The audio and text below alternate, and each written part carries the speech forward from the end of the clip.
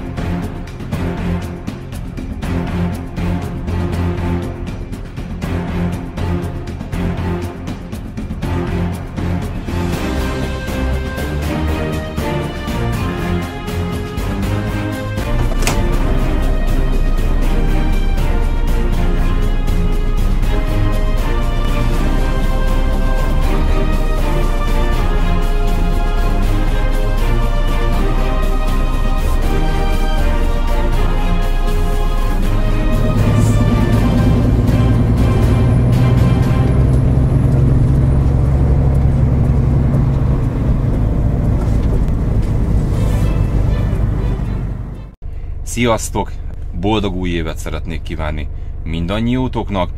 A mai videó alatt szokás szerint találtok egy videótartalmat. Itt vagyok már Belgiumban, mennünk kell Angliába, egész pontosan Howdenbe. Ott fogok hétvégézni, és utána hétfőn fogunk lerakodni. 8 óra 45-ös a terminünk. 11 óra 2 perce állok itt, beadjuk ugye a tahográfnak az induló országot, ami Belgium. Fontos, ugye, be van kapcsolva a belga útdíjfizető. Kicsit nagyobb itt a fény, hát ha látjátok, akkor itt egy ilyen lámpa mellettem, mert így tudtam nektek megvilágítani a műszerfalat. Itt télen elég rossz, tudjátok, a fényviszony, és engem nagyon zavar, hogy túlzottan sok a fekete a fülkében. Megint nem állt senki. Mielőtt elindultunk volna, ugye a pótkocsit körbe ellenőriztem, vámzárzsinór be van húzva, azt jó erősen megrángattam körbe mindenhol, a nyeregszerkezetet leellenőriztem, illetve felküldtem a drónt és megnéztem, hogy ki van-e vágva a tető, de hát azért itt állunk a Vanlini kúttól nem messze, itt azért nem szoktak lenni migránsok, de az, hogy nem szoktak meg szerintem, ezzel sok mindent nem érünk. Remélem a hangminőség is jó, idén sok mindenen fogok nektek változtatni, a hang az továbbra is egy nyüg. Külön megrendeltem már ehhez az új hangfelvevőt, és innentől felülről lesz véve a hang, tehát most is úgy próbálkozok, a Zoom H6-ost betettem, és azzal próbálkozok nektek venni. Na, startoljunk, hát sajnos a látnivaló kifelé nem sok minden van, hiszen, mint láthatjátok, szakad. Az első 4 órára vagyunk Calais-től, egész pontosan 4 óra 2 percet, tehát odáig már nem állunk meg, se vásárolni, se egyebet, majd Angliában.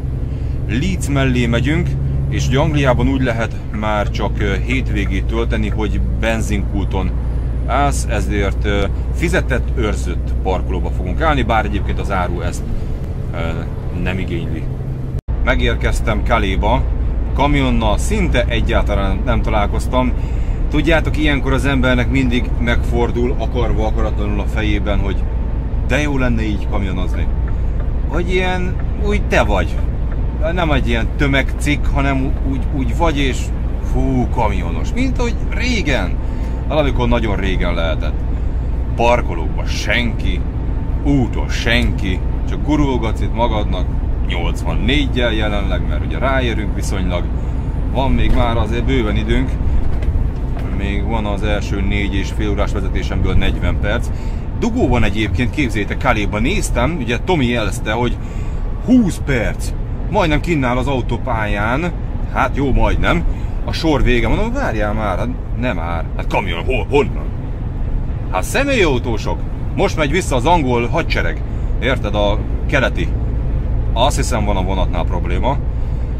Szerencsére a kamionosoron senki nincs, hát persze, ki a fene lenne.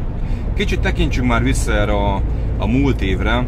Nagyon szépen szeretném megköszönni mindenkinek, aki támogatta a videózást. Hamarosan be fogom nektek mutatni az új cuccokat. Továbbra is küszködök a hanggal, de úgy néz ki, hogy végre össze fog jönni, hogy megoldódik itt a hang probléma, ugyanis a zoommal, amivel most próbálkozok felvenni, az a baj, hogy többször begerjedt, ugyanis annyi ilyen jelvevő van a kamionban, akár a navigáció, akár a kamion is kommunikál ugye online, itt a wifi-s jeladó, és egyszerűen begerjed, hogy most próbálkozok egy másikkal, és ugye, hogy ti megnéztétek a reklámokat, vagy akár a webshopba vásároltatok, sőt, most már ugye vannak Patreon támogatók, külön köszönetet érdemeltek, nagyon szépen köszönöm nektek, így én ezt ugye erre fordítom, illetve idén több lesz az utazásunk, hát erről majd az utazásról később. És akkor lássuk itt a kijáratot, hogy mi a helyzet. Hát bízom benne, hogy kamion senki nem lesz. Migránsokat kérdezitek, nézzétek, most sokat változott a helyzet, tényleg többször láttam, hogy jöttem erre, hogy a rendőrök kint vannak, tényleg 20-30-an és hogy próbálják, ha megint gyűlne valahol egy kisebb tábor, szerintem felszámolják. Tehát más, nem kell félni. Vigyázzatok arra, hogy a média mit mutat nektek, erre felhívom mindig a figyelmet, ha akarnék. Én is össze tudnék vágni nektek olyan dolgokat, hogy rettegnél. Tehát nem kell, lássad saját szemeddel, nyiss a világ felé, és lásd te. Itt jössz, vágatlanul látod, hogy mi a helyzet, mi van, mi nincs. Régen azért itt sétálgattak az út mellett, tehát nincs. Vagy nem annyi, vagy másképp működik, de vannak, ez tény, hogy vannak, csak oda kell, észre kell lenni, figyelni kell, jó? És valószínűleg, hogy itt a kikötőbe, mondjuk úgy kikötőbe, nem lesz senki. A személyautósok mennek balra, mi pedig ugye jobbra, értelemszerűen. Aki régen járt, annak talán lesz újítás, hogy itt a parkoló rész át lett alakítva, pont azért, hogy idekint ne álljanak a kamionok. Ha bármi van, akár kigyullad az alagút, mint egyszer volt benne sajnos részem, bocsánat, nem is az alagút, egy kamion gyullad ki, egy hűtős. Én, ha jól emlékszem, 20 pár órát álltam angol oldalon. Igen. Kellemetlen volt. 2 sorba álltunk az autópályán majdnem Londonig, az szép. Hát ott a tahográf az nem játszott, de egyszerűen. Hát ha akartál, megálltál, de jött a rendőr mindig, tudod, és akkor költött fel, kopogtatott be, mehetsz. Hát ha volt kedved, előrébb gurultál 1-2-3 kilométer, mindig így időközönként költött fel. És kivett a német rendőr rá egy 2 hétre. Hú, mondja, ez micsoda? Elmondom, Anglia. Ja, azt mondja, a tunnel. Igen, jó. Nem is érdekelt, hogy mi van tiketre írva, vagy mi nem. Hát ki az a hülye őszintén, aki megtesz 26 óra alatt, nem is tudom mennyi volt, egy 20 kilométert. Hát nézzétek, ott áll a sor a szembe lévő oldalba.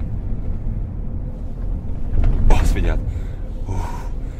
Nem lennék most a helyetekbe, aki megy vissza. Én, hogy nem mennék személyautóval haza Angliából, nekem ez már nyűg. Én repülővel mennék. Olyan jó járatok vannak Londonból. Persze tudom, sok embernek a kocsi otthonra. Én inkább bérelnék ott még kocsit. Annak olcsóbb járgányok, és az a napi 10 000 forint mondjuk bőven megér, hogy a havertól elkérni, vagy mit tudom én. Innen kocsival. Régen, hogy Spanyolból jártam, én mondom az őszintét, nekem már ez a Dornbirn is sok. 1160 km személyautóval, figyeljetek, én vakarózok a végére. Kamionnal nincs gond, de kamionnal azt ne felejtsétek el, hogy eleve nem kell annyira figyelni, mert sokkal nagyobb a tér, amit ugye belátsz. Ezáltal nem fáradsz úgy. Lassabban is mész, tehát nem történik annyi szituáció, illetve az ülés. Ó, hát aki abból indul ki, hogy egy személyautót vezeti, akkor én mondom meg nektek, én már olyan Bécs környékén vakarózok. Az nekem 500 km. Ó, kamionban 500 km semmi. De kocsival, hát annó ugye a Barcelonát, vagy Malagát, azt úgy lenyomtam, de fú, gyerekek, most ki kéne menni Malagára, hát szerintem egy hétig mennék. Régen azt egy seggel levezettem. Most szerintem öngyilkos lennék félúton. Úgyhogy én ugye a nagy vágyam ez, hogy kijussak Skóciába, oda is csak úgy már, hogy vagy valamelyik őtökkel felveszem a kapcsolatot, ugye ezzel sok angolban lévő sofőrrel beszélgetek, hogy kijövök és senki. Tehát kölcsön veszem az autóját, kifizetek amennyit mond, vagy bérlek egyet, és azzal megyünk, de én egy személyautóval nem másznék ki, az biztos igaz. Hát ez a kamionos mennyország ilyenkor. Egyedül, jössz! Hey! De olyan jó, hogy egyszer próbált ki ezt. Ne 7-én kezdj el. Így. Én szívem szerint 27-én kezdtem volna, de nem volt úgy meló. Erre ezt át kell érezni. Jó, tudom, otthon a család, de mit csinálsz otthon szilveszterkor? Legalábbis én semmit. Én ültem egyik ágyról a másikra. Halálomon voltam, hogy jó, menjünk már kamionozni. Mondtam is a feleségemnek, hogy figyelj, ne haragudj, de maradjak hétvégéig, vagy tudod, ez az ártatlan bárgyi pofába, hogy maradjak hétvégéig, vagy esetleg mehetek kamionozni.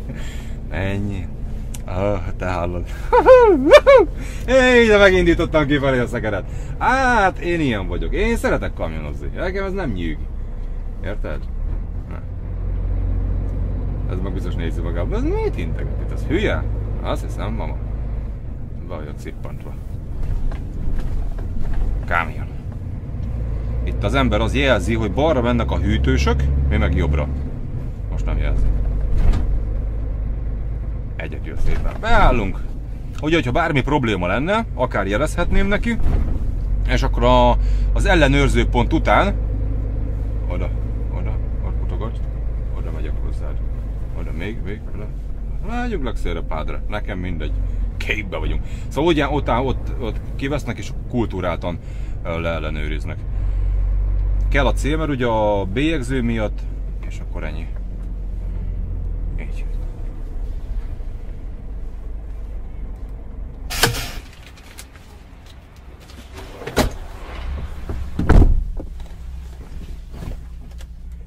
Jó, és ha megvan, akkor startolhatunk. Hát ilyenkor körbe mennek kutyával, illetve felül is van egy kamera. És akkor én mindig meg szoktam nézni a tetejét. Jó, megnéztük drónnal, de telébe látod a tetejét. Le szoktam csekkolni. Ugye itt arra kell nagyon vigyázni, hogy trükkösek már. Tehát elvágja a plombádat, összeragasztja, a vámzásinót elvágja, összeragasztja. Bemennek a vágáson, ami van a ponyván vágás, azon bemennek és visszaragasztják. Szóval nagyon észnél kell lenni. És ugye az a probléma, sok embernél persze sima 33 paletta, felnézel, végigmész rajta, ez nagyon fontos. Nekem egyszer volt, hogy be akarta magát csomagolni, tehát látszott, hogy bújt bele a dobozba. Szóval nagyon vigyázzatok, ezek ilyen nyeszlet gyerekek, ne egy akkora ilyetitlás, mint én, hát én nem férnék el egy izébe, egy konténerhajó, nem férek fel, érted? Ezekbe azt vett figyelembe, hogy neki az élete, mi mindent megtenne érte. Úgyhogy észnél kell lenni. De nekünk sajnos ilyen 66 paletta, két magasba. Hát mint hogy volt az egyik migránsos videó, hát ott volt a rendőr, nem ott nézd, ott vagy alatta, nem látod. Ez a szar. Hát itt meg a szokás, itt a kütyű. Átvált, hogy érzékeli a magyarra. Hűtős nem, ADR nem, egy személy megerősítés. Elfogadom. Ezt az elfogadomot néha olyan nehezen veszi be, és ennyi. Hát, hogy a vonaton mennyien leszünk, hát nem tudom. Azt sem tudom, hogy ilyenkor biztos, hogy nem megy úgy vonat, mint máskor. Ugye ők azt látják a helyfoglalásokból. Ja igen, ezt kérdeztétek, hogy miért nem megyek hajóval. Tehát ezt a Transcona rendezi, tehát nekem semmi közöm hozzá. Ezt ők mondják meg az útvonalat is, hogyha, tehát nem úgy van, hogy én választom, én mehetek másfelé. De így, hogy hajót, azt nem. Tehát azt fizeti, csak lassítani kell, tehát nincs stop tábla. Így. És akkor itt ugye ki fogja kérni a CMR-t, illetve hát még az olvány. Kell neki. Elképzelhető, hogy ilyenkor kivesz. De mostantól, ezt mindig elmondom, tehát eddig, ha migráns lett volna fenn, leszedik, ingyenes, hangsúlyozom ingyenes, innen már nem. Itt ha önkön mondod is meg, itt már 2000, tehát francia oldalon nem. Ezért nem kell velük parkolóba veszekedni, mert ide behozod, és ingyen leszedik, de itt már fizetős az angol, ez innentől kezdve Angliába vagy. Hi. Yeah. Yes.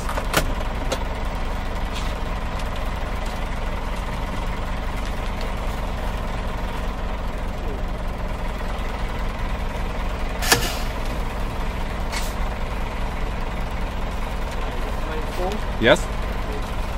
Thank you. Bye.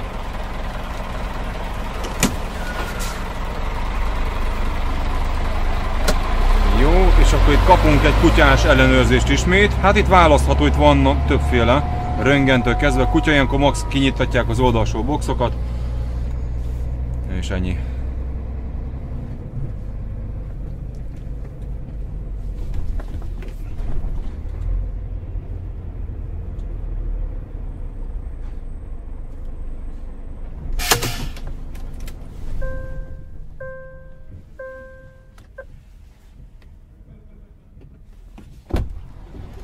Hi. Yes.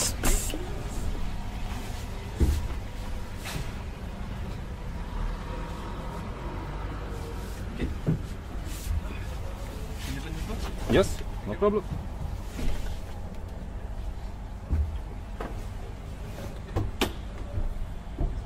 Yeah.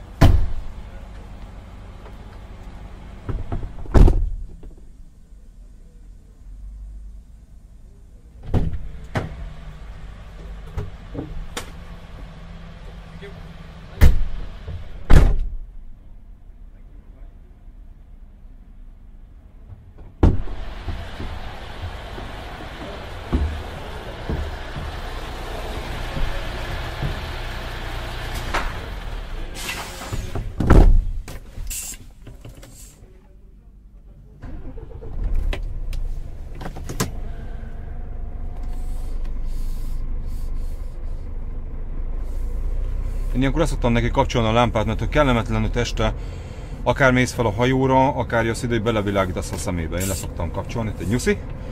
Ugra-bugra. Jó, itt megállunk mindjárt, itt ponyvát szokták még átnézni, hogy ne, hogy lógjon. És igazából ennyi. Itt balra van a röntgen, képzeljétek oda, a múltkor kivettek. Mindjárt folytatom.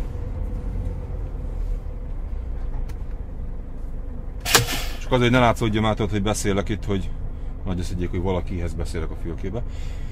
Tehát kivettek oda, és képzeljétek, hogy ugye félreállított, és mondja, hogy kijön, hogy fú, nyissam már ki neki itt a bal oldalát. Oké, mehetünk. Kinyitom, azt mondja, fú, ezt nem bírt elképzelni, hogy mi ez itt ez a henger? Hát mondom, az a mobil zuhanyzó. Ja, hogy ez zuhanyzó. Átmegyünk a másik oldalra, mondja, hogy azt az oldalt is nyissa már ki, ott is lát valamit, mi van ott? Kinyitom, mondom, vizes kannám. Jaj, hát ezt nem tudta. Tehát röntgenen ugye miket lát, felgyűltek itt a kamionok azért. Itt megint lámpa le, és így szoktam, hogy nem kell mellé menni, hanem hogy kinéz és néz a rendszámot ennyire. Így, jó, lecsekkolja a rendszámot, és akkor inti mindjárt, hogy mehetünk. Vagy szoktam mutatni, hogy hanyas. Oké, 9-es. Oké.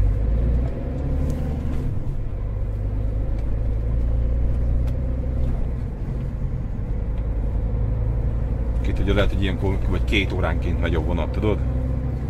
Ja, hát még az a vonatra állás ezzel a kamionnal egy érdekes. Régen ugye 40-nel. Jó, tudom, nagy képviség volt, elismerem. Ezzel a kamionnal 8-10 km/h, és úgy, hogy végig kim van a fejem, és vezetem végig, mert szélesebb, illetve az oldalszoknya is olyan alacsony, hogy a vonatba ennyibe belelóg. Tehát ha lepatkázok, lényegében annyi az oldalszoknyának. Na, azért vagyunk egy páran. Hát, nem kapkodják el az átkelést, úgy látom. Hajnalban megérkeztem ide Howden városába, aludtam egy picit, videót szerkesztettem, most pedig el fogok menni futni. Holnap 8 óra 45-ös a terminünk.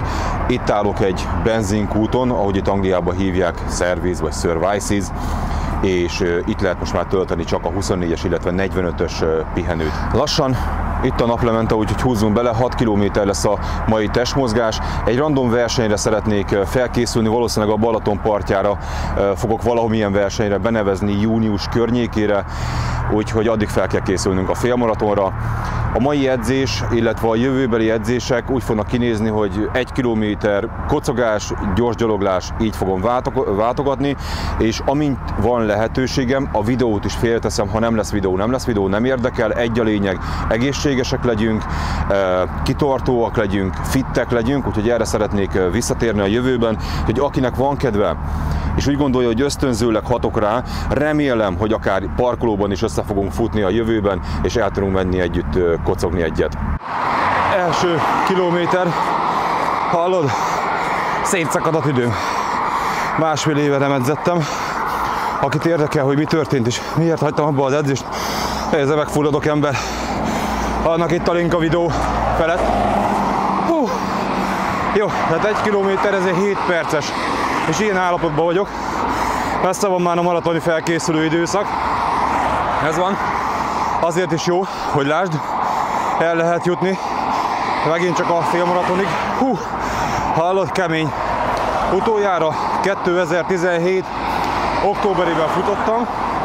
Közben volt nagyjából 10 edzésem, ilyen gyors gyaloglás, illetve kocogás. Tehát most 1 kilométer kínhalál, utána kicsit kiszenvedjük, majd megint az öngyilkosság felé haladunk, jó? És mindezt 6-szor fogjuk megtenni. Utána összeesünk a fülkébe, mint akit szerte széjjel bombáztak, vertek. Második kilométert elhagytam, felvettem már a maszkomat, mert éreztem, hogy fáj a torkom, és nem szeretném, hogyha megfáznék. Tehát aki lemaradt volna, ugye másfél évvel ezelőtt sérültem meg rakodás közben, saját hülyeségem véget, pedig készültem már a maratonra. Aki annól nem kivetett, tehát a 9 órás pihenőben mondjuk úgy, hogy én simán lefutottam a félmaratont. Ahhoz képest ma egy 9 órás pihenőben alig várom, hogy legalább 8 óra 50 percet tudjak aludni. Akadoztak a videók is, tehát nem vagyok egyáltalán fit. Össze kell szedni magunkat. Tehát tudjátok, mi a szép az egészben? Nem az, hogy itt szenvedek, és ha ilyen vörös erek látszódnának a szemembe, az nem azért van, mert olyan gyorsan futok, hogy kifújta a szél a szememet, hanem az, mert ennyire erőlködök. De meg fogjuk csinálni, ez a szép az egészben, amikor majd lefutjuk megint a félmaratont, vagy akár csak a 10 kilométert mondjuk egy 5 perc alatti tempóval most 7 perccel futkárázok, vagy inkább szutykolok, csoszogok. Ezekre majd visszatekintünk, ezekre a percekre, te is örökítsd meg a te kezdeteidet, de meg fogjuk csinálni, és amikor visszanézed majd azt a felvételt egy év múlva, azt mondod, hogy hova el nem lehet jutni, ha az ember kitartó és csinálja. Jó reggelt, hétfő reggel van, mindjárt megérkezünk a lerakónkhoz, alig 5 kilométerre voltunk, úgyhogy ide jövök szépen 8 óra, hát 8:50-re, az tökéletes lesz. Ugye angol idő szerint még csak 7 óra 50 van. Kérdeztétek tőlem, hogy ezt a navigációt használom, mert nem. Ez igazából az összkép miatt van bekapcsolva, de nagyon nagy segítség, hogyha meg akarom tudni, hogy pontosan milyen tiltás van az útvonalon, ugyanis bármi hihetetlen, a TomTom ezt nem mutatja. Azt mutatja neked, hogy a beállított adatok alapján neked arra nem szabad menni, de hogy miért, azt nem mondja meg. Ez mondjuk azért egy hátránya. És ha nagyon nem vagyok biztos magamba, akkor szoktam azt megnézni. Beljebb jövünk.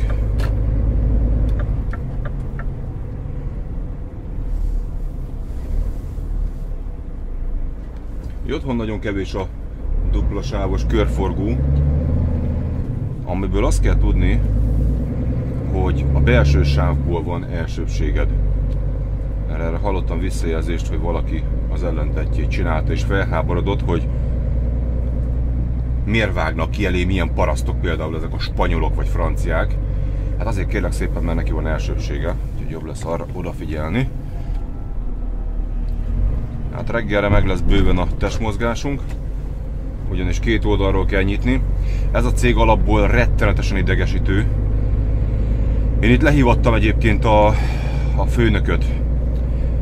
Ezt megint csak kevesen tudják, hogy mihez van az embernek joga.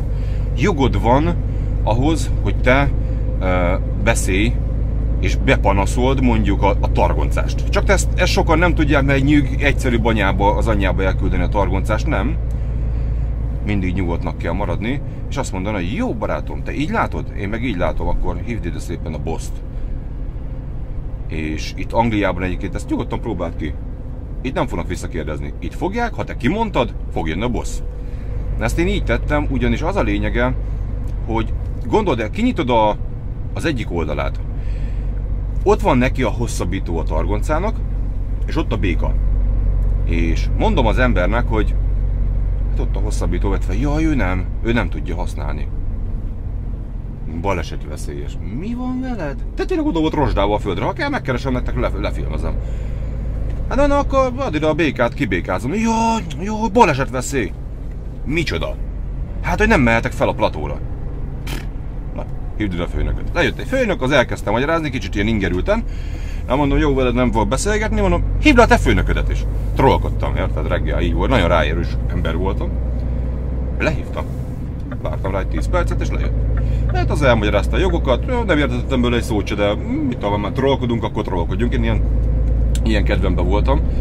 Kíváncsi voltam, miért nem veszi fel, és lényegében az volt, amennyit én értettem belőle, megkérdezte az embert, hogy használtál már te hosszabbítót? Nem. Na látod, ez a baj, ez balesetveszélyes. Így nézek rá. Jó, nem. Végül is igazad van. Akkor én rá ne üljek egy tandemes szerelvényre holnap, mert balesetveszélyes, el nem menjek vele. Na mindegy. Tehát ezt tudjad itt, hogy nyugodtan, tehát nem szabad itt vele menni anyázásban. Na és akkor képzeld el, hogy kinyitod az egyik oldalát, nem lehetsz kint, amíg a targoncás ott van. Ott áll a pótkocsi mögött. Nem jön oda. Beültél, bezártad az ajtót, nem lehet nyitva az ajtó, bezártad az ajtót, és akkor ezt leszedi az egyik oldalt, megállunk, és a másik oldalt pedig csak akkor kezdi el szedni, amikor bezártad eme oldalt. Hallod? Tehát egy ilyen abnormális egy izé. Na de mindegy, mivel tudjuk, így nem fogunk ezen idegeskedni. Megértünk. Na hát képzeljétek el, hogy nem engedtek be. Túl korán vagyunk, 8 óra 57 van a mi időnk szerint, angol idő szerint ugye ez egy órával visszább vannak. Reggel 8 óra előtt pár perccel beszéltem az irányítással a Transkunánál. Angol idő szerint 8:45 vagy a mi időnk szerint? Nem, mi időnk szerint. Jó, akkor idővek 8:50. Mert annyira. Tehát ez tudod, nem az a feszes termines hely, hogy pár percet nem lehet késni. Ezt tudjad, van olyan hely, ahol késel pár percet, és akár azt mondják, hogy sorry, már beírtuk a következőt. Bár azért fél órát rá szoktak hagyni. Erre mondja, hogy hát too early. Na mondom, hát ez nagyon jó. Hát és mondom, most hát, hogy menjek ki és jöjjek vissza egy fél óra múlva. Yes! Végeztem a lerakodással, 11 óra 42 van. Úgyhogy startolhatunk, de még nem jött üzenet, hogy hova kell mennünk. Na most azért hosszadalmas itt ez a lerakodás, ha netán te is ide szeretnél jönni majd egyszer a Transkunához, ne csodálkozz rajta, hogy ezek a pótkocsik nem olyanok, mint a normál, hanem ha jobb oldalát is nyitni kell, az szó szerint az egy szopás. Tehát azért nagyon sok idő. Ez egy fizikai munka, és nagyjából hát fél óra, attól függ, mennyire esik neki az ember, mennyire van hozzá kedve, de legalább fél óra kinyitni. Arra készüljön. És van, hogy spajszer kell hozzá. Tehát ez a Doppelstock, ugye duplázható szintű a pótkocsi, és annak az összes alkatrésze jobb oldalt van, ráadásul nem 4 fakkos a pót, tehát nem 4 rakonca van, hanem 6.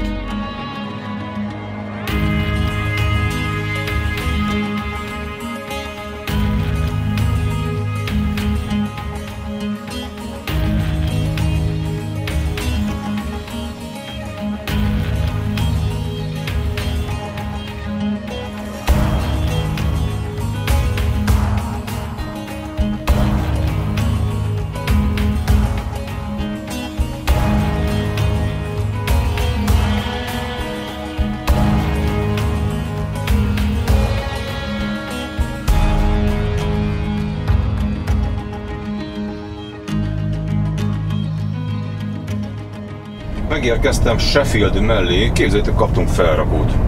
Én utoljára 2012-ben rakottam vissza Angliából, mert hát most lássuk be, lényegében azért a keleti elhordja.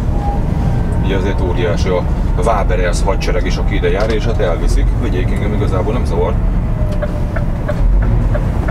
De ezen úgy meglepődtem, mert ugye vannak állandó munkánk. Még nagyon éveleje van, ilyenkor egyáltalán örüljön az ember, hogyha van meló. A kamerát ki akartam tenni kívülre is, viszont hát egyelőre nem tudtam megállni. Ha lesz egy parkoló, akkor kiteszem. Hogy mit bohóckodunk, itt jobbra-balra 3 kilométerre van a lerakunk, át kell menni teljesen ezen a Rotherham nevezetű városkába jöttem meg, és akkor innen megyünk át majd. Sikerült kitennem a külső kamerát is itt az egyik lámpánál, na akkor nézzük a lerakónkat, még 1,5 kilométer. És fogalmam nincs, hogy mit rakodunk.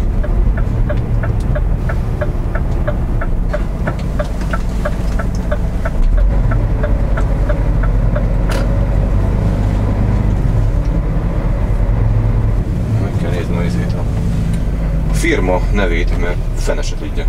Azt mondja, hogy ez valami olaszos. A navigáció az ide hozza balra.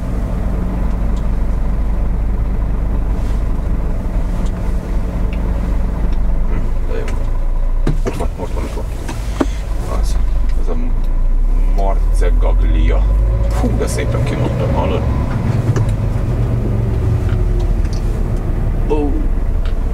Várjál. Aha. Ide orral nem kéne bemenni. Te is így gondolod? Én is. Csináljunk itt egy Y-t. Egy Epsilon-t. De. Akkor behatolunk. Na várjál, valami ki van írva itt a kapura, csak ki van nyitva. Itt írsz. Azt mondja, vehicle loading, offloading, when these gates are locked, please report to. Nyitva van, tehát nincs a report. Van egy mérleg is. Truck drivers report here. Akkor, hát rávalunk. Biztos nekünk van az éve.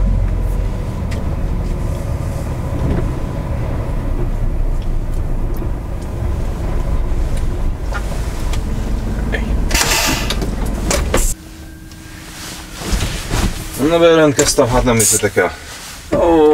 Édes Isten. Akkor ki mondta, hogy both side? Ne. Jó, ég állja meg. Shit! Erre azt lehet mondani, hogy shit! Meg scheisse! Azt lehet erre mondani. Hogy az a... káromkodással nem fog kinyílni a két oldal. A mai torna. Mégis diétázunk. Hogy az a...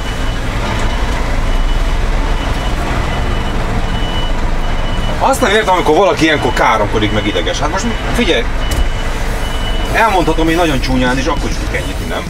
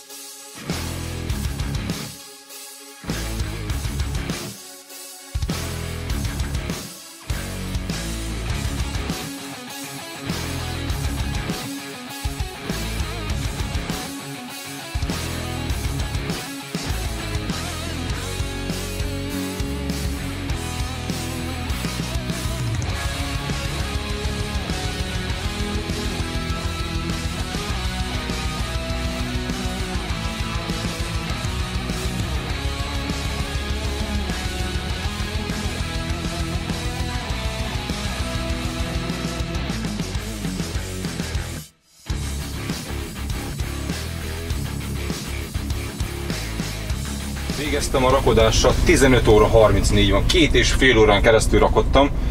A pótkocsit egyébként 21 percbe telt kinyitni. Hát, ez van, meg kellett ugye kötni. Egyedül tudjátok, hogy nincs nálam csúszásgátló gumi, mert ugye ezeknél a pótkocsiknál itt angolban mi nem szoktunk rakodni. Úgyhogy ez meg egy ilyen akasztós pótkocsi. Úgyhogy ezért nem tettem csúszásgátló gumit. De hát ez van. Hát itt az angolok szerintem nem is ismerik igazából. Jó, úgyhogy mehetünk lefel akkor Folkestone-ba, ami 381 km, ez 5 óra hosszába fogunk leírni.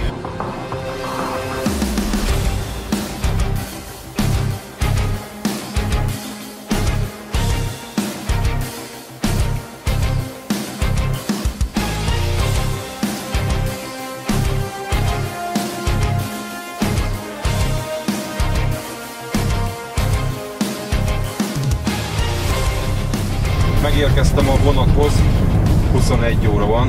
Hát a vezetés időmből nem sok maradt, 14 perc. Úgyhogy megálltam egy benzinkúton, azt szépen lezónyoztam. És munkaidőnk van még 2 óra 40 perc. Úgyhogy ennyi idő alatt kell nekünk átérni. Ami 1 órás út, hát 40 pár perc. Bejelentkezünk, valószínűleg nem lesz ilyenkor senki, hiszen még erre fele jön majd a tömeg azért még nem, hiszen január az nagyon ilyen gyenge szokott lenni. Sokan el se tudják indítani otthonról az autót, mert nincsen munka. Tehát ilyenkor nincsen tömeg. Na, úgyhogy gyorsan bejelentkezünk. Én bízom benne, hogy legkésőbb fél 11-re átérünk, és akkor marad 1 óra 10 percünk, azzal pedig el kell érjünk Belgába, vagy esetleg még a francia-belga határon megállni, de hát parkolóba fogunk megállni valószínű. Ugye az áru az mondjuk úgy, hogy nem fényérzékeny, tehát ezzel nincsen probléma. Itt lényegében a szokásos ugyanaz, Pepitába, tehát visszafelé kiválasztod még a számodra szimpatikus sáv, le van adva ugye a rendszám, hogyha nem ma jöttem volna, mert mára van a foglalás, ugyanúgy jöhet holnap is, nincsen belőle semmi. Ha ADR-rel jön az ember, és bármi problémája van, a kapu után található egy épület, oda kell bemenni és ott rendezni. Az pedig, hogy mennyien vannak, itt a kapu után van az autópályán egy kamera, és azzal ide látsz. Ez egy nagyon fontos dolog, hogy rágyere el, mert ugye kevés időd van, tudod, akkor nem érdemes rájönni, akkor érdemes megállni ugye valahol itt angolba. Mert különben csak az ember káromkodik. A kamerának a linkjét megtaláljátok a leírásban. Van, hogy kivesznek röntgenre.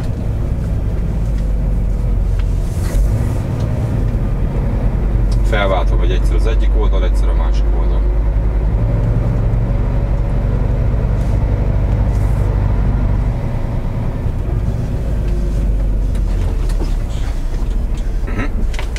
És csak szupernovát kiszippantották. Átváltott a lámpa zöldre, úgyhogy ő mehet izére, röntgenre. Na, te is menjél szépen barátom innen, előlem, engem hagyjatok békén.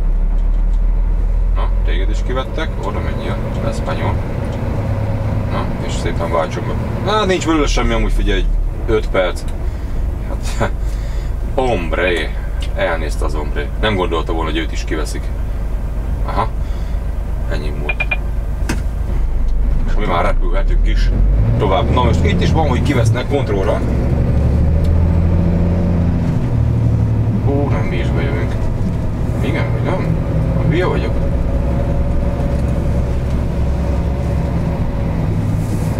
Jó, abba a sávba szoktunk menni. Le van zárva. Nagyszerű. Hát ott is kivesznek izére kontroll. Hát ez egy pár perces történet.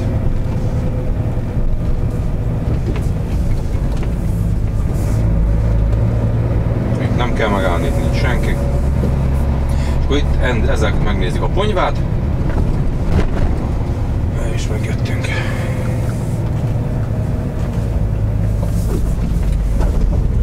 Hallod, 4-en nézik a ponyvát, ilyet.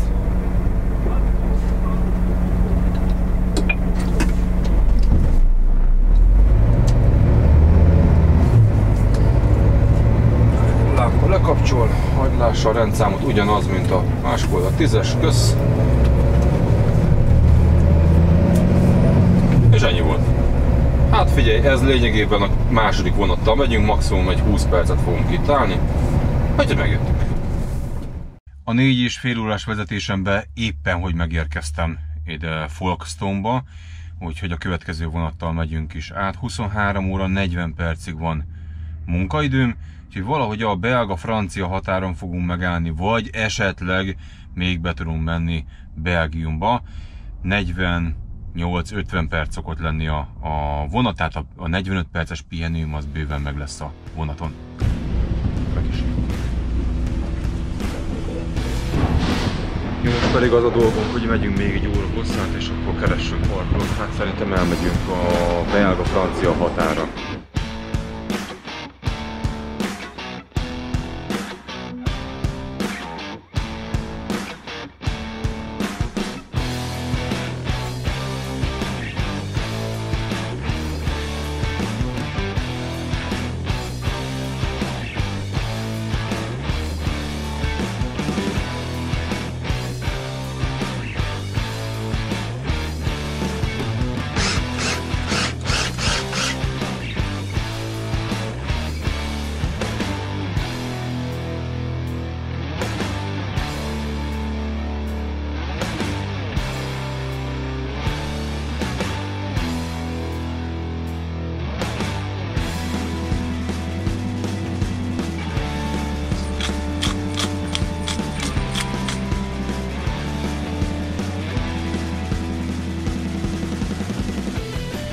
Rendben, ha meg vagyunk mindennel, akkor startolhatunk, 9 óra 35 perc állunk, itt a kütyű ugye be van szépen kapcsolva, és akkor on the road again.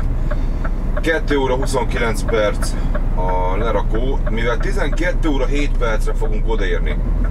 Nem kell gyorsan menni, tehát megyünk megint 85-tel, nem kapkodunk, illetve elmegyünk shoppingolni, beugrunk itt egy bevásárló helyhez Gentnél, hogy ezt megmutatom nektek. Nekem ilyenkor reggelente egyébként annyi a teendőm, hogy írok egy SMS-t a magyar irányításnak, ugye alvállalkozóknak magyar irányítás van, és hát elmondom, hogy mikor indulok, mikorra leszek ott, lerakottunk, mennyi lesz a vezetési időm. Ezt reggel 8 óráig kell megtenni, mivel ugye most indulok, tehát 9 óra 40 van, nem fogok felkelni 7 órakor SMS-t írni, ezért ezt megírtam már este. Jó, úgyhogy nagyjából ennyi. És mint láthatod, ennyire vagyunk a pályától.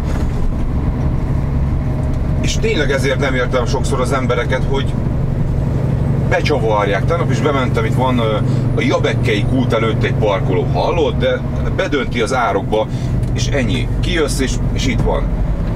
Teljesen hibátlan a hely, és így találsz még mellé ráadásul bevásárló helyeket is, hogyha neked az kell. És tegyük hozzá, se ott, se itt nincs WC, tehát igazából nem tudom mi ezzel a probléma, viszont feljössz, innen 30 km a következő WC, tehát úgy tudod ezt jelen esetben megoldani. Akkor mehetünk shoppingolni, menjünk Gentbe.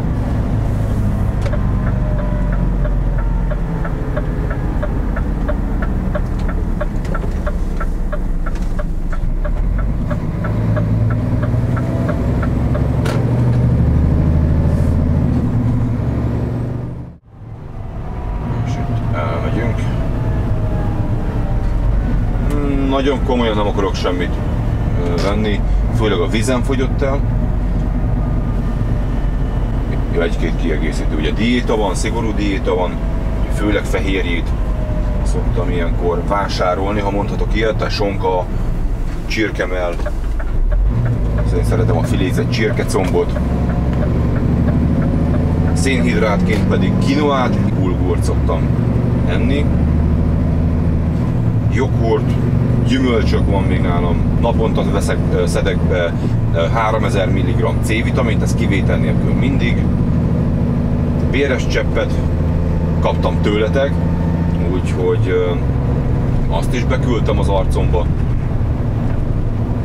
A vitaminokat azt előszeretettel szedem, ugyanis sok betegség okozója véleményem szerint a vitamin hiány, a nem megfelelő táplálkozás, és emiatt alakul ki szerintem ennyi daganatos megbetegedés.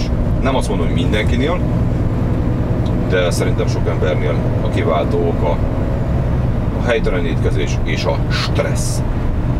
Hoppá! Vigyázzál, itt a Trafipax.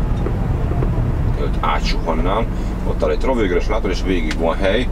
Ott a Shell kút mellett meg fogunk állni, van itt egy nagyobb Carrefour. Ami elfogyott még az kávé, ezt a Nescafé kavarósat szoktam venni. Megérkezett az új gép, a Sony Alpha 6500-as.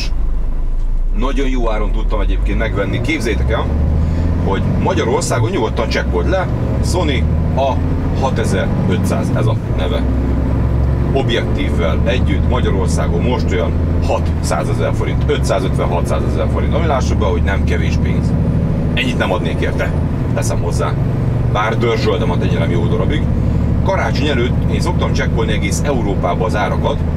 Kifigyeltem, hogy Franciaországban viszonylag jó. Beszéltem is az ismerőssel, de végül mindegy, nem lett belőle semmi. Majd Angliába figyeltem, és Angliából rendeltem meg az utolsó darabot, sikerült megszerezni, és figyelj, 1100 euró, 330 000 forint, majdnem fele annyiért, mint Magyarországon. Az szép, az finom. Tudom, hogy ez se kevés, hát de mondjuk azért a 600 meg a 330 között van némi differencia, hogy ez így alakult. A másik pedig a hangfelvevő, én azt a Thomann-tól szoktam rendelni, TH-val, thomann.de. Minden tonnal rendelek, szerintem nagyon jó minőség. Van már magyar nyelvű oldala is van, semmi reklám nincs ebben, és nézeges, olyan brutál árak vannak, hogy nekem nagyon tetszik. Meg maga az, ahogy kezelik a vevőt, az végképp nagyon szimpatikus. Nem is csak, ez nekünk koffe. De nem szeretek beállni, azért, mert jön ki és elállom az utat. Tudom, sokan ezt leszarják, de én inkább ide. Így. Ez a miénk. Szerintem a múltkor is ide álltunk meg. Így 15 perc pauze. Majd roboghatunk tovább Eindhoven felé.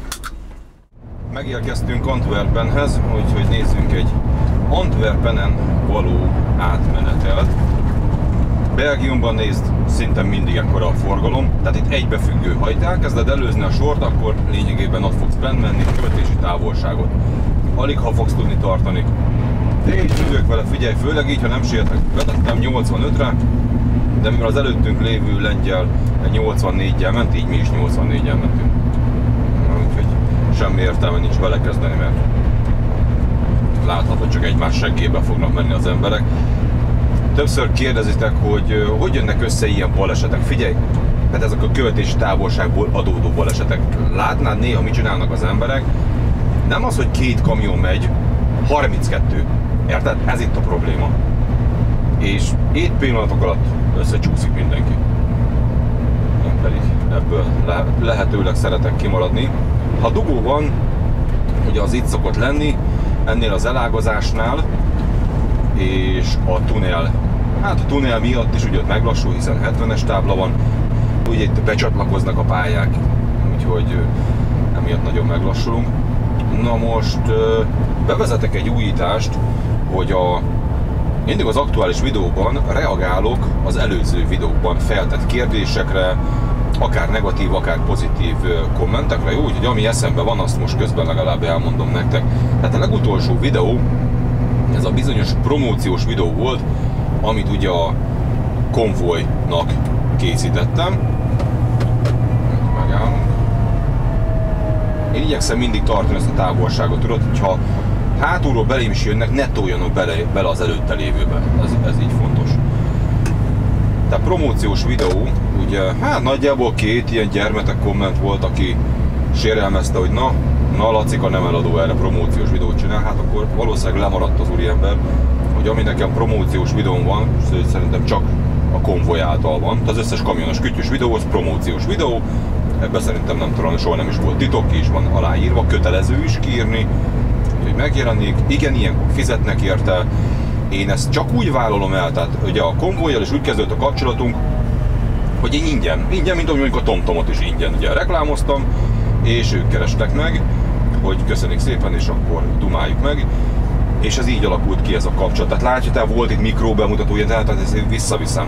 Tehát elhozom, kíváncsi vagyok rá én is, megnézem, ami olyan, persze azt ugye megtartom. Na de például egy ilyen tisztítószernél ez 1 éves folyamat volt. Tehát engem 1 éve keresett meg akkor a Silk, hogy próbáljam már ki ezt a cuccot, mit szólok hozzá.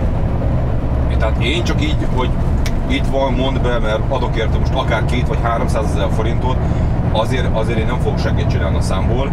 Ennyire már ismerhettek, Tehát szépen letesztelem, ha elégedett vagyok vele, azt mondom. Ha nem, akkor megmondom neki, figyelj, én ezt tudom elmondani a videóba.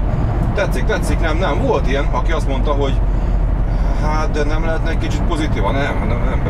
De elnézted a házszámot. Én nem vásárizé vagyok, ember vagyok, hogy itt tukmáljam másokra a cuccok, mert van 120x ezer feliratkozó. Barátom, ezt elnézted. Én nagyon szigorú vagyok, nagyon sok megkeresés van, figyelj, én a 99%-et elutasítom. 1. Semmi köze a csatornához, 2. Nem, mert meg nem is tudom letesztelni, vagy egyszerűen nem is érdekel. Tehát ilyen egyszerű. Jó, tehát ennyit erről a promóciós tartalomról, ezeket ugye tök jó, mert tudom fejlesztésre fordítani. Na most a másik negatívum volt, most főleg ugye negatívot már pozitívval, hát örülök, hogyha tetszett nektek, hogy milyen maszek vagyok én, hogy sajnálom mosóra a pénzt. Hát megint mielőtt kinyilvánítasz valamit, kérdezzél, tehát ne legyen ez az előre leszólom a másikat, mert te elhatároztad. Úgy van, a Transponánál ingyen, hangsúlyozom, ingyen van a mosatás, és mivel én egy héten legalább egyszer benn vagyok, de legkésőbb másfél hetente benn vagyok a telephelyen, így bármikor le tudom mosatni. Tehát nem erről szól a történet. Ez a videó mondani valója is az volt, főleg a külső mosásra, ha te kint csavarogsz akár 3-4 hétig, nem mondhassd azt, hogy igen. Ha téged vonz az, hogy tiszta legyen a kamionod, akkor láthatod, ezért hangsúlyoztam ki, elegendő hozzá 10 liter víz, ebből le fogod tudni mosni. Erről szólt igazából a külső takarítás, semmi többről, tehát télen, ahol nekem is megint tiszta retek a kamion itt Angliában, olyan koszos lett, hogy hihetetlen. De nem kezdem el mosni minden nap. Nyáron valóban nagyon sokat szoktam, tiszta vízzel. Jó, tehát tiszta vízzel szoktam. Na most mióta itt van ez a szer, tehát az megint kimaradt, ez legyen az én hibám, hogy ez biológiailag lebomlik ez a szer. Tehát maró hatású anyagot nem tartalmaz, de hát megint amikor valaki elmond egy olyat, hogy lehet vegyszerrel mosni a kamion, egy alap Google-be rákeresel a Shilkre, és akkor meglátod az oldalán, hogy lényegében zöld tisztítószerről van szó. Jó, tehát ezekre figyeljetek oda, bármit talál az ember, bármit hall, nézzen körül, mielőtt azonnal ítélkezik. A másik dolog volt, ugye az, hogy negyedévente takarítom a kamiont. Hát aki megint értelmesen végignézte a videót, az rájött, hogy negyedévente nagy takarítás, tehát valóban nem szoktam hetente kiszedni a bőrt a kamionból, mert azért annyira azért nem vagyok koszos, hogy annyira takarítani kell legyen. Tehát negyed évente, igen, kiszedem a bőrt, a rekeszeket, minden egyes cuccot, tehát ott ki volt pakolva. Azért mondjuk olyan nagy lomok nincsenek nálam, tehát szépen ki volt szedve az összes rekesz, és ki volt téve a kamion mellé, és úgy kitöröltem. Ez negyed évente. Hát a takarítás az naponta, persze. Szinte minden nap le van törölgetve, látod a kamiont, le van törölgetve, bőr le van tisztítva, illetve ugye ki van fújva a fülke, amikor pedig van lehetősége, természetesen telephelyen, ott a porszívó, ki szoktam porszívózni. Na tehát nagyjából ez a három mondjuk úgy negatívabb szólás volt. Kérdezzél, és akkor szépen fogok rá neked válaszolni. Mindjárt megérkezek a lerakó helyemre, most a lerakó keresését, vagy hát bemutatását nem teszem bele. Ugye az üzlet szempontjából mindig csak az egyik helyet láthatjátok, vagy a fel, vagy a lerakodás helyét, de van még itt egy szép ígérkező útvonal, ezt felveszem nektek. Jó, tehát én lerakodok, 12 óra 40 van, 12:45-re ott vagyok, lepakolok és akkor utána folytatom nektek. Nagyon szeretnék elmenni, legalább gyors gyalogolni, van egy gyenge, kicsi izomlázam, emiatt a futás az van, nem igen fogom erőltetni, de gyors gyalogolni feltétlenül el akarok menni. Megérkeztem Antwerpenhez, és megyünk Angliába, változatosság kedvéért vissza, úgyhogy sok mindent nem fogok most nektek felvenni. Majd megállunk Antwerpen után, mert nem akartam itt dugóban állni, szerencsére nincs ez, csak egy kicsit épp, hogy meglassulunk.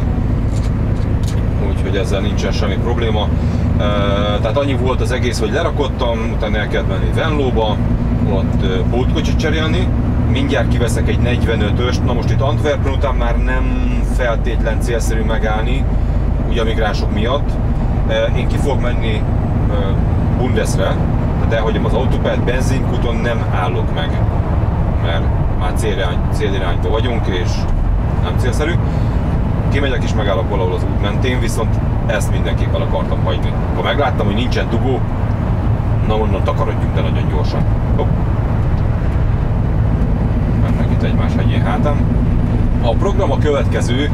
Peterboroughba akarok elmenni, ott szeretnék megállni ipari parkban, és akkor holnap onnan betámadjuk Spennymoor-t. Na most úgy fog kinézni a történet, hogy holnapi napon elmegyünk Peterborough, Spennymoor, Peterborough. És ennyi.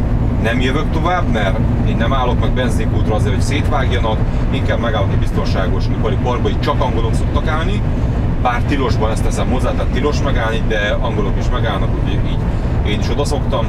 Ezt tőletek kaptam az információt, úgyhogy köszönjük szépen, használom előszeretettel a helyet, és ennyi. Mai napon edzés van, ha szakad, ha jeges szél fúj, nem érdekel, akkor is el kell menni gyors gyalogolni, izomláza az alább hagyott, úgyhogy edzés. Holnapi nap az ilyen, hát azt nem mondom, hogy fű, de nagyon kényelmes, letapossuk. Edzés van holnap is, elmegyünk shoppingolni egy picit. Ez lesz a holnapi tartalom. Hát gyertek velem egy picit itt ebbe a dugóba, hogy legyen azért némi kamionozás is. Az összes többi részét tényleg azért nem veszem fel semmit. Tehát ebbe az időjárásba figyelj, tehát télen kamerázni nagyon nehéz megtalálni azt, hogy mit vegyek fel, mert csúnya minden, állandóan ilyen szaridő van. Nem jó. Úgyhogy próbál az ember érdekességekre törekedni. De valószínűleg most nem a dugót szeretnék bámulni. Jó, úgyhogy jövök vissza nektek esti parkoló helyről, ugyanis van még mára. Jön a vintnyogós autó a másik oldalon, jó. Azt mondja, hogy a 4:47. Hát 2 óránk marad az angol oldalra. Na ez érdekes lesz, akkor nem érünk fel Peterboroughig, ezt megbeszéltük. Azt hittem, hogy több marad. Jó. Hát ez jó lesz. Pedig Londont el kellene hagyni. Van egy másik helyem. Hát az finom hely. Azt ha meglátjátok este, hogy hol állok meg London felett, egy hely van. Egy. Oda ember nincs, aki beálljon, olyan sötét. De ott nem látod meg, hogy kamion áll ember. Beállunk a bokorba. Na majd figyeld ki. Jó, innen jövök vissza, felcsigáztam a kedélyeket. Úgyhogy haladjunk. Itt meg most Tomi nem érez dugót.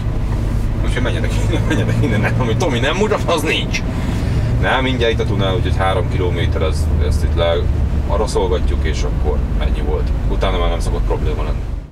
Na, kiveszek egy pihenőt, de ezek legalább érdekes dolgok, hogy én hogyan oldom meg, mert hát figyelj, megmondom az őszintét, én nem akarok úgy állni 30 percet, hogy azt nézem a tükörbe, hogy ki mászik, ki nem mászik, ki jön, miért mozdult meg a pótkocsi, fúj is a szél. Itt kimegyünk szépen Szent Niklásnál, de lényegében bármelyik kijárón kimehetsz, ha megnézed még egy műholdas képen, és egyből meg fogunk tudni állni az út szélén. Illetve vissza is fordulhatunk és megállhatunk a másik oldalt is. Én aludni is így szoktam, hogy az egyik ilyen helyem ez a Szent Niklászi. Elég gyakran ki szoktam ide jönni, hogy ha nem érek át Antwerpenen, vagy úgy szoktam, hogy Brüssznél alszok, vagy itt.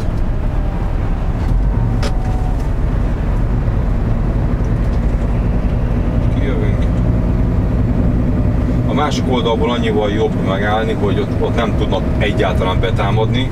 Itt viszont megállok, itt mellettünk van az út, tehát mondjuk edzésre alkalmas a hely. És ugye lássuk be egy migránst, most itt erről szól a történet, hogy egy angolba megyünk, tehát neki ez semmit nem mond, hogy itt áll egy kamion az út szélén, vágod, és a következő lámpánál vissza is tudsz egybe pördülni, tehát nem nagy kitérő, egy van végig a hely, látod, ennyi. Tehát lejöttél és itt a plac, és kész, meg is álltál. De ezért szeretem, kivilágított hely, este mennek a személyautók, annyi, hogy mozog a pótkocsi mellette, de viszont teljesen jó.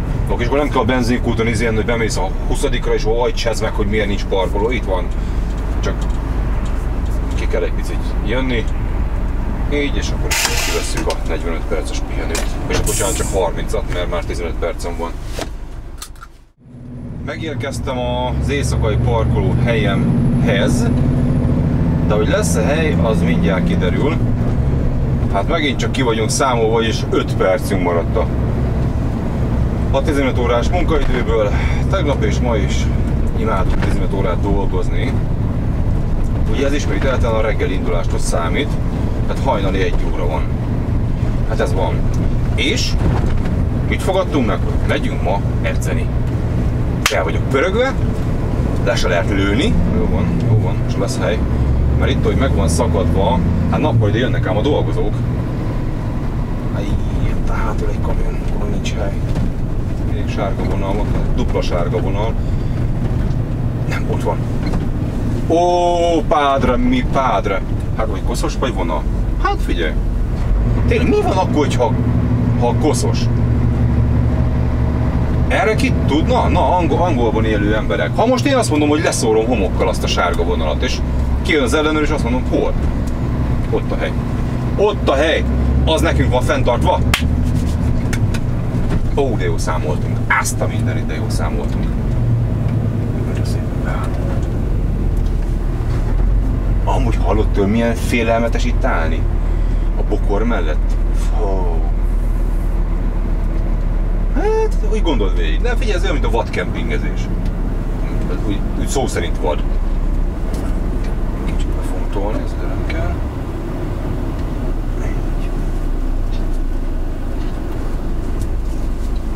Most az merül fel benned, hogy félnél le.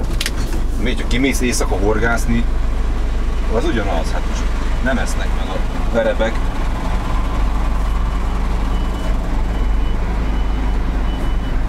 Itt szokott állni egy személyautós, vágod? Szokott lenni hely. Megálltam, mondom, úgy sárga vonalon is. Kimondva, kimondatlanul az oda van írva, hogy gyere, Laci, álljál meg. Nem bántunk. Na, kérlek szépen így, ki tudjak szállni. Megjöttünk. Akkor te semmi gondolkodás. Kicsit járatjuk még az autót. Így, beadjuk neki, hogy a pauzén vagyunk. Így, beadjuk neki, hogy Egyesült Királyság.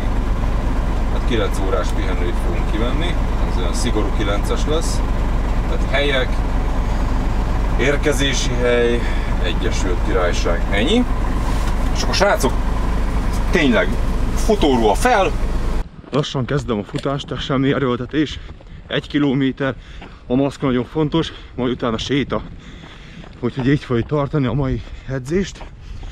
Tehát megint először is szokassuk hozzá magunkat. Ez nagyon fontos. És látod, milyen könnyen benne van az ember az éjszakai életbe?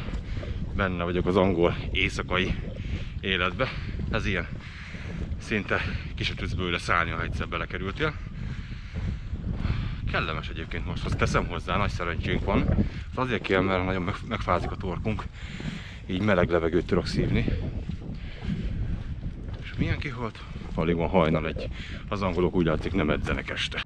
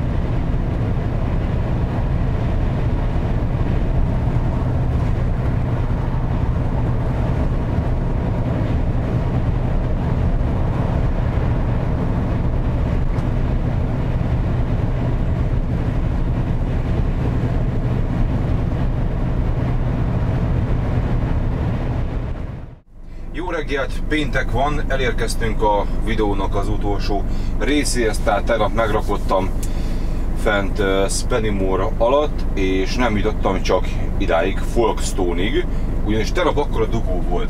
Na de, először is induljunk el. Itt állok egy lay-by-ban, velem szemben egy angol, és több minden érdekesség történt, remélem ezzel tudok nektek információt adni. Jön egy kamion, azt még megvárjuk. Tehát az történt tegnap, hogy jöttem lefelé, és a navigáció kidobott nekem, hogy van egy 7 perces dugó. Nem tudtam hova tenni a dolgot, hiszen az autópályán szinte kamion, senki nem volt. Ugye a kamion körbejártam, ponyvát megnéztem, hátsó ajtót megnéztem, szóval minden rendben van. És ránéztem a Google-ön is, hogy mi a probléma, és ott már kiadta, hogy baleset van. Ezután ránéztem, linket megtaláljátok a leírásban, az autópálya kamerákra, hogy mi a helyzet a vonatnál. Nem akartam elhinni, amit láttam. Telibe állt a sor, ugyanis belátsz az autópálya kameráról a tunnelnak a becsekkoló részéhez, és ha ott vannak, az jobban tudod, hogy onnantól kezdve olyan 2-3 órát számolj rá. Jó, én így úgy döntöttem azonnal, hogy azonnal kijöttem a pályáról, ide az A20-ra. Igen ám, csak itt pedig tilos parkolni már. Megálltam először egy ház előtt, felhívtam az ismerősömet, hogy ő mit tud erről, mondta, hogy valóban van egy ilyen, lekapcsolom, ne haragudjatok, mert én nem látok itt semmit. És azt mondta, valóban nem igazán lehetne itt London és Dover között parkolni, ezért bementem és a házba bekopogtam, és megkérdeztem az úriembert, hogy figyelj, ne haragudj, de állhatok a házad előtt? Nem, mert tilos, ebben a tartományban tilos állni, és még a bilincset értettem, a többit nem. Hát mondom, a lényeg benne volt, hogy nem. Oké. Ugye semmilyen tiltás nem volt. Majd jöttem tovább itt az A20-on körülbelül 3-4 kilométert, és akkor valóban elhagytam egy zónatáblát. 5 tonnás zónatáblát, ez Ashfordtól, tehát most megyünk London felé még egyelőre, várj, most meg kell fordulni. Ugye hát Park Road itt aztán te találjál este.